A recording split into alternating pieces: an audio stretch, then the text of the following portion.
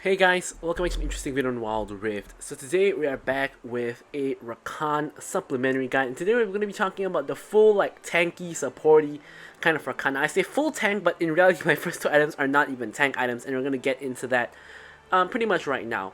So this is supplementary guide. I don't think this is the best build for Rakan because I think that full AP Rakan is just better in every way. I haven't done a video on that yet. We will do one on that soon. But I'll talk a little bit more about the AP versus the tank Rakan when we get to the gameplay. But let's just jump into the build first.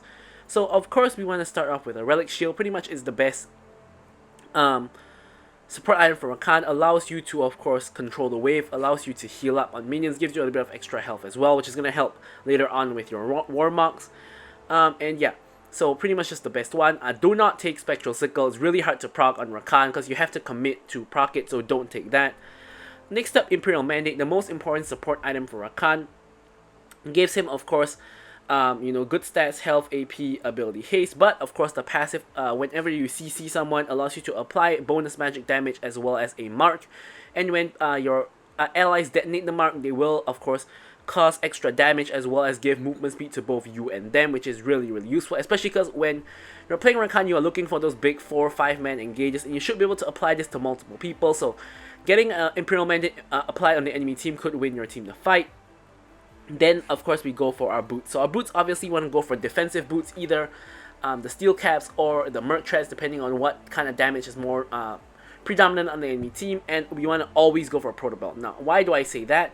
Because Rakan can't flash after he ults. So if you ult, there's like a 1 second delay before you can flash. But what you can do is you can ult Proto Belt. So for example, if you don't want to ult W because your enemy is just close by, what you can actually do is you can actually ult Proto Belt into them and then W after that to get an even longer CC duration. So next up we go for Crown. Now pretty much every Rakan goes for Crown because Crown is just such a good item for Rakan. Why? Well, stats is one thing. We have a little bit of AP, Magic Pen, mana, as well as ability haste. This is not really important. The important part is the passive, of course, the spell shield, right? So it's gonna block the next hostile ability as well as decrease the damage you take by 70% for a second when it pops. And why this is so useful is because Rakan's entire playstyle is what you should be doing is you should be engaging for your team, CCing the enemy team, and then you're going to be back out. Either you flash out or you E yourself back out. So you're only going to be in the fight for 2-3 seconds while you're engaging in. And for a majority of that time, the enemy team is going to be CC'd. So they only have a very brief window to either destroy you as you're engaging onto them, or right after your CC runs out before you escape. So with the Crown, this kind of covers up Rakan's weakness of basically that what I just mentioned, those 2 windows that they can punish you because you have Crown on. So this is going to be very helpful. So other than these 2 items, you pretty much only have 2 more item slots left, and this is where a lot of variation comes in. So overall, I think the best next item to go for, if there is AD on the enemy team, which there should be a majority of the time because there's an ADC, you want to go for Protector's Vow. So what this gives you is it gives you armor, max health, ability haste, but more importantly is you have the passive, which allows you to grant a shield for you and your ally, which scales off of your your bonus health, and procs a shield. So this is really good because it supports your ally, which is of course what we want here because we are playing the sportive kind of build. And an item that I like to go for is Warmock. So Warmock needs 950 bonus health. We of course have 700 health from here, so we need another 250 health. So we have 200 from here, and we have 125 from here. So that already fulfills the condition that, regardless of what we go for here. And what other items options do we have? So against a very heavy AP team, Force of Nature is great. Of course, gives you the most magic resist out of any item. And into an attack speed heavy team, of course, let's say you have an ADC, you have a Yasuo mid, a Tryndamere in the top lane, things like that. Frozen Heart is great to go for in this item slot because, of course, it not only gives you the stats, but it also of course gives you the slow, which you can of course apply pretty easily when you go in with your combo, so that's going to be very helpful. And then we move on to the runes. So for the runes, I like to take Glacial Augment because when you engage with Rakan and you apply the field, it's number 1 going to reduce enemy damage, number 2 is going to make it so much harder for them to run away even when your CC runs out, because the slow from Glacial is really potent.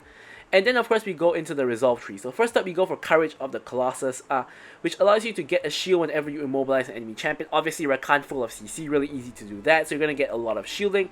Bone Plating, of course, for the anti-combo damage, as well as just blocking damage in lane as well.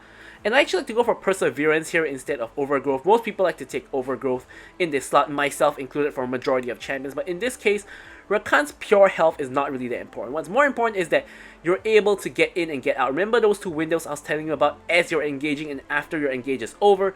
You know, you could get CC'd and you could die. So basically getting Perseverance, giving yourself the tenacity and extra resistances is going to be very, very helpful. So for a minor rune, I think there are a lot of options. In the gameplay, I actually took Sudden Impact, but I feel that, especially going for like a kind of supportive build, you don't really have a lot of damage. Even though you're building like 2 AP items at the start, you really don't have a lot of damage. So I think Sudden Impact honestly was not that impactful, so I think I would probably change this to something else. So what would we change it for? Well, first off, don't go for Mark of the Week, because Mark of the Week is horrible. It doesn't really give you a lot of extra damage, so don't go for that. You could, of course, go for Zombie Ward, you know, for vision control. You could go for even this, what's it called? Ingenious Hunter, because you can reduce the cooldown on your crown, which is going to be very, very helpful. Of course, you also have other options. Of course, you could go for even more tenacity here, or you could go for, of course, go for the CDR on Transcendence. I think probably I would say that this is probably the best option. And for the spells, you want to go for Flash, and you generally want to go for Ignite, because, you know, Rakan is the engage support. You know, you have kill pressure, so you want to go for Ignite to try to finish off kills. But with all that out of the way, let's jump into our gameplay. Okay, so now talking about the gameplay, the first thing I want to cover is when would you ever want to play this kind of tank style Rakan. Now, I'm going to get into that in just a little bit, but because I know there's going to be action right at the start of the lane, let me first cover the action and what to do / not to do. So first up, one thing I love to do is run straight into this bush, because what can happen is something like this. So this is what you should not do. Leona here just face checks into our bush for no reason, and she doesn't even have her Ezreal with her. So what does she do? She ends up taking a Rakan W and like a full stack Kai'Sa passive, as well as a couple more autos to the face, and she's now under half health. Basically, the lane is now unplayable for Leona unless she recalls, but if she recalls, she's going to lose XP from the minions. So the reason is Leona wants to basically not take damage until you want to engage, because you want to all in. So you don't want to take any free damage, and she's taking even more free damage here. So yeah, so Leona is basically out of the picture for now. She's like at 1/3 HP, she's taking the fruit, but she's still only just above half HP, which basically means me and Kai'Sa have really strong control of the lane, and this literally all just came from Leona's huge mistake at level 1.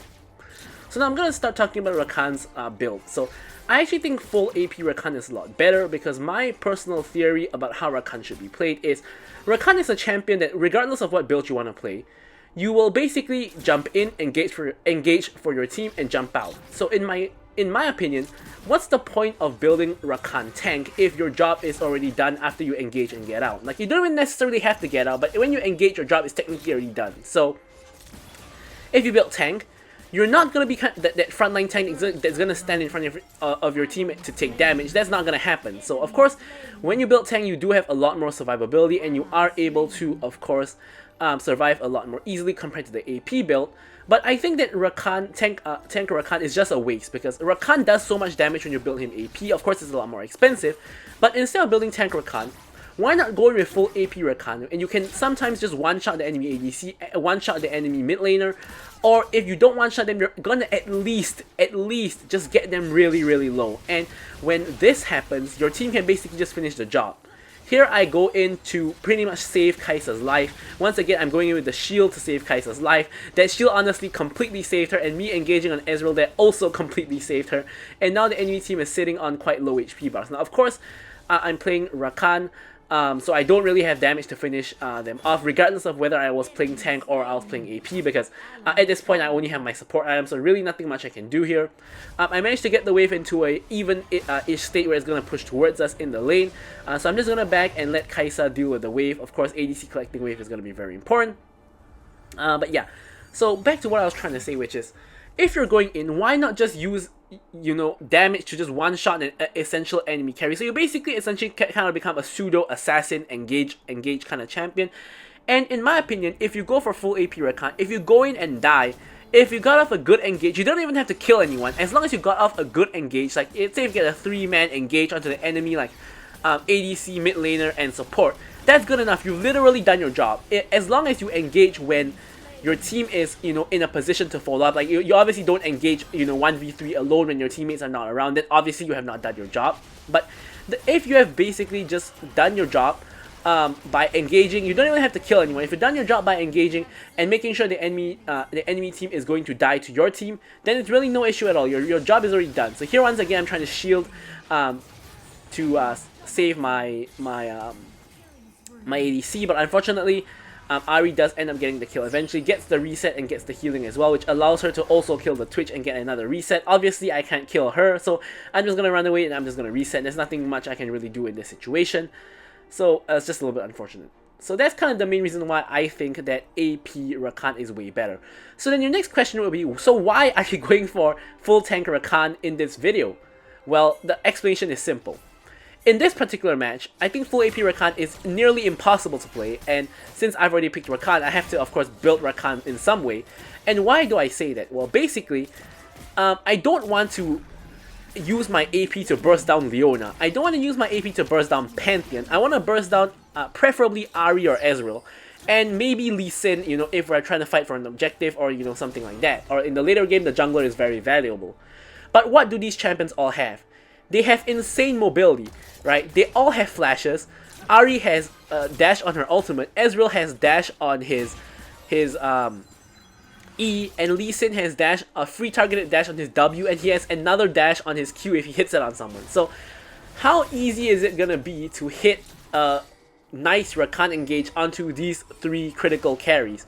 It's gonna be really, really difficult, right? So basically going for a tank build means that if I whiff my engage, at least I'm going to survive. I'm going to be able to backtrack back to my team, and I can wait for my cooldowns to then engage again. And I will of course point this out and show examples of how this works. Whereas if I was going for full AP, if I whiff my engage, you sometimes just get one shot, and in this case you wouldn't have fulfilled your role. Why? Because you didn't actually hit anybody with your engage. So in this very, very rare instance, I actually think tank Rakan is actually better than AP Rakan. So here it is. So here I was trying to engage on Lee Sin. I miss him, so I'm gonna have to wait out for my engage. I obviously don't die here, so I'm gonna have to just wait. I dodged Leona. I'm waiting for my W to come back up. My W is back up. I'm ready to go back in, but my Mundo already dies. And here, nothing much I can do. So you can see, Rakan can be a relatively useless champion if you don't manage to engage on someone with your W, or if you don't really have a good ult opportunity. Like there, I couldn't just ult and just run straight at them. They'll all obviously all just run away, right? They're not gonna be so stupid. I don't have Proto Belt yet, so I can't really do anything. And this really shows that, you know, sometimes Rakan is just not very useful in certain circumstances, right? And those circumstances being the times where you basically just miss your engage, something like that. So there in that fight, I essentially contributed nothing, right? I didn't tank any damage. I didn't knock anybody up. I didn't really do anything at all aside from just, you know, just being there in the background scenery. So that's kind of one of the flaws of Rakan. So not much can be done to really avoid this except for just saying hit your engage, but of course that's so much easier said than done, right? So that's not really a solution. So here, while the enemy team is all on the top side, me and Kaisa are able to pretty much get all of the tower plates from the tower without actually getting the tower itself. Of course, we've already lost mid lane tower and now apparently top lane tower, so this is not first tower anyways, but of course we're trying to get down the tower before the 730 mark because it gives you more gold that way, like right here. So we do manage to secure the tower amongst me and Kaisa, and we do get that. So here I'm trying to engage onto Ezreal. Now I'm okay with trading my ult for Ezreal's flash because my ult comes up faster than Ezreal's flash, and also there is not going to be any kind of dragon or Baron fight anytime soon, so so-called quote-unquote wasting my ult here is completely fine, because if I hit my combo there, Kaisa instantly kills Ezreal. If I don't hit it, here you can see Ezreal still forced to flash, so Ezreal's going to be a lot more vulnerable in the ensuing fight. So here, speaking of fight, I can see a fight happening in the top lane, so obviously I'm trying to roam over there. Here I'm trying to engage, but instead the enemy team engages on my Mundo, so I again kind of missed my W, but just based on the fact that I was here in the area is kind of helping the fight. Anyways, here I'm trying to block for my Mundo, but he does end up going down eventually to, I believe it was Ignite. Kaisa on the back end is able to pick up a triple kill. This is really huge. So now if we evaluate what's going on with the team right now, Ahri is incredibly fat on the enemy team. She's 5-1 and 6. But my Kaisa, now despite being 3-2 and 1, has about the same goal as Ahri. So now my Kaisa is going to be my main win condition. My Twitch, my Kha'Zix, my Mundo, you know, I have basically the same goal as me. I have more gold than Kha'Zix, so that's a disaster here. So here I spot Ezreal backing. And what I'm trying to do here is I'm just trying to delay his time. Obviously, I'm not going to kill him alone, nothing like that, but I'm just trying to waste his time so he doesn't recall in that bush, and this pretty much ruins his tempo. So here, I'm trying to let someone else collect the wave. So Mundo's here, I'm going to let him get the wave, and after I'm just staying around for the XP, because obviously support still need XP, and then we can just roam over to elsewhere. So here, really important, I don't want to get spotted by the vision here. Most of the time when the enemy team has Scuttle Vision, they're not going to ward this area, so I'm just going to hop over with my W like that and wait for my W to come back up again. Unfortunately though, the entire enemy team leaves mid lane, and they're actually now roaming to bot. So I'm basically making my move from bot to mid, now back to bot. And now I'm just covering my Mundo. This is a really underrated skill as not just a support but also a jungler. Like, sometimes you don't actually have to do anything, you don't have to show up. You just need to stand behind some laner or you know, your ADC, or just stand behind out of vision in a bush, right? So if they engage on that person, you hop out of the bush and they don't expect you there, and you know, they're gonna find themselves in a situation they did not expect to be in. So that's kind of what's a really important thing to do. And you can even do this on an ADC. You've probably seen me do this a number of times. Now here a fight breaks out, so I'm able to hit my engage onto the critical target Lee Sin. I'm able to charm 2 other people. Kai'Sa picks up another triple kill. And now Kai'Sa is incredibly fed. Now she's at nearly 10k gold, most gold in the game. So obviously we want to play around our Kai'Sa, which is obviously going to be our main win condition in this particular game. Now, really, honestly, we don't have to care about the rest of our team. Right? They have, like, the rest of our team has the same goal as us. Like, how useful are they going to be? The main thing we must concern ourselves with is we must make sure our Kai'Sa doesn't die. If she dies, we're going to be in deep trouble. And we also have to try to make sure Ahri / Lee Sin does not kill our Kai'Sa, because Ahri obviously really fed, but she did go for crown, so that kind of you know, ruins her damage a little bit. If she went for like a Oblivion Orb or something like that, she would hurt a lot more. And Lee Sin has Youmuu's, and he looks like he's going for Divine Sunderer next. He hasn't really completed it yet though, so he's not too big of a threat. Of course, with just Youmuu's itself, he can technically full combo the Kai'Sa and kill her, so that is also kind of danger.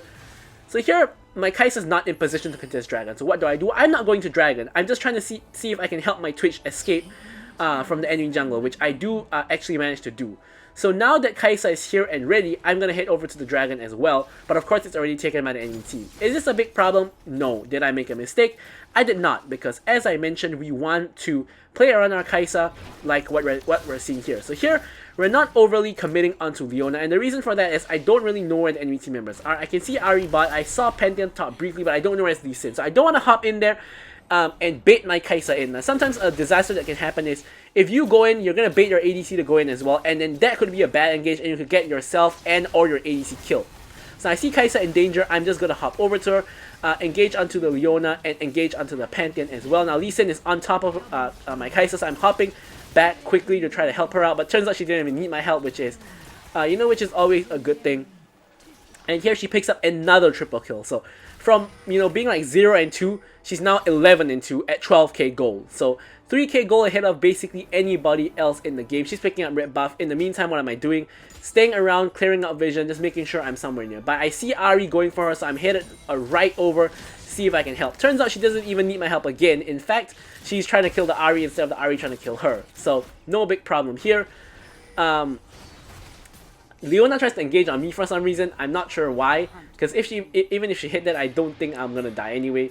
But anyways, here Kha'Zix is pinging to do Baron. So here, honestly, I'm really used to playing Rakan AP. So Rakan, when you play Rakan AP, your shield is huge on both your passive as well as your E, and your heal is huge when you pop your Q. But now I'm building tanks, I'm realizing, wait a minute, where is my shield and where is my heal? I'm taking so much damage and I'm not healing up a lot, so it kind of becomes a disaster. Kai'Sa is able to pick up the Baron, I'm able to pick up the fruit and get a huge 2-man engage, and my team should easily be able to finish off the 2 kills. I say that, but Leona ends up surviving for some reason, and I'm gonna have to proto belt away and continue on running. Ahri is chasing me. For some reason, instead of going for the actual valuable targets on my team, like the Kai'Sa who's running the other direction.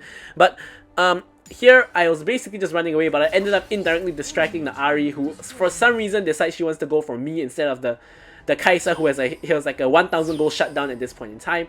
But hey, you know, if she wants to go ahead and chase me, here we basically kill off the entire enemy team, obviously because Ari overchased towards our base, which is again such a huge mistake.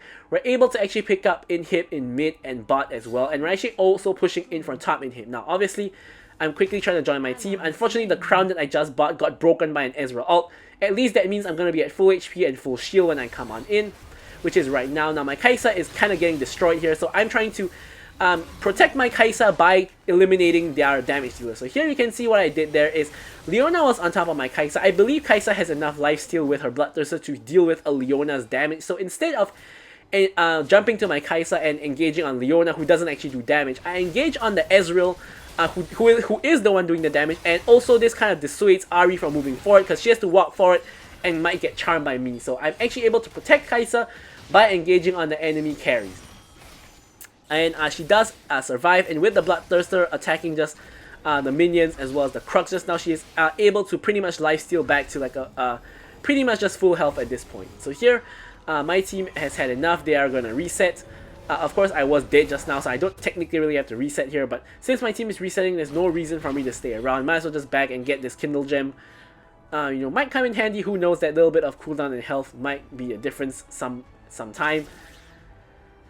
So here we're now in a really strong position. We're actually 10k gold up on the enemy team, but you have to remember that most of this lead is on the Kai'Sa. If you look at Kai'Sa, she's 8k gold ahead of the Ezreal. So most of the lead is on Kai'Sa at the moment. Of course, we have a small lead on small lead on me, Twitch, and Mundo, but those are kind of negligible. And Kha'Zix is like 2k or 1k gold behind. So really, as I said, Kai'Sa is basically our entire team's lead, so I'm going to play around her, making sure Lee Sin can jump on her, and also making sure she can get the kill here. Able to assassinate the Pantheon with my Proto Belt, and we're not able to end the game here actually.